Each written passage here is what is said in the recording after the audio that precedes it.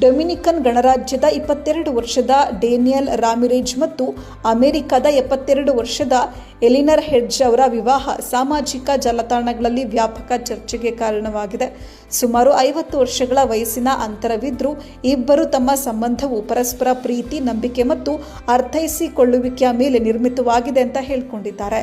2 ವರ್ಷಗಳ ಹಿಂದೆ ಪ್ರವಾಸದ ವೇಳೆ ಪರಿಚಯವಾದ ಇವರ ಸ್ನೇಹ ನಂತರ ಪ್ರೀತಿಗೆ ತಿರುಗಿ ಇತ್ತೀಚೆಗೆ ಮಿಯಾಮಿಯಲ್ಲಿ ವಿವಾಹವಾಗಿದೆ. ಡೇನಿಯಲ್ ವಯಸ್ಸು ಕೇವಲ ಒಂದು ಸಂಖ್ಯೆ, ನಾವು ಒಬ್ಬರನ್ನೊಬ್ಬರು ಪ್ರೀತಿ ಮಾಡ್ತಾ ಇದ್ದೇವೆ ಮತ್ತು ಗೌರವಿಸ್ತೇವೆ ಅಂತ ಹೇಳಿದ್ದಾನೆ. ಮೊದಲ ಪತಿಯ ನಿಧನದ ಬಳಿಕ ಒಂಟಿಯಾಗಿದ್ದ ಎಲಿನರ್ ಡೇನಿಯಲ್ನಲ್ಲಿ ಪ್ರಾಮಾಣಿಕ ಜೀವನ ಸಂಗಾತಿಯನ್ನ ಕಂಡುಕೊಂಡಿದ್ದಾಗಿ ತಿಳಿಸಿದ್ದಾರೆ.